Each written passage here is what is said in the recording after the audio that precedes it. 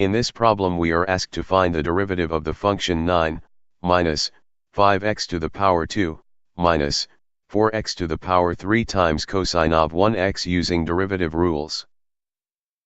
It comes that we have a function obtained by doing the product of two functions, a polynomial function and a trigonometric function.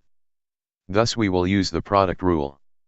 In fact, the derivative of the product of two functions u of x times v of x is equal to u prime of x times v of x plus u of x times v prime of x. The polynomial function has three terms. We have to differentiate each of these terms. Using the fact that the derivative of a constant is always 0, and the power rule we have. The derivative of 9 is 0.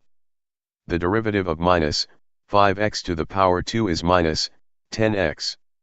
The derivative of minus 4x to the power 3 is minus 12x to the power 2. In sum, the derivative of the polynomial is minus 10x minus 12x to the power 2.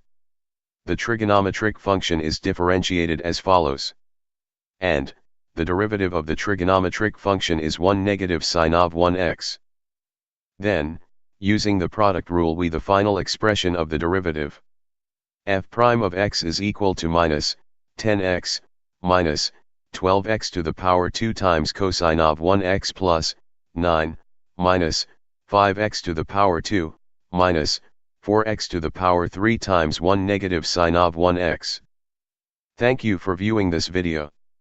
We have an extensive collection of calculus-related videos covering limits, derivatives, integration, and many other calculus topics.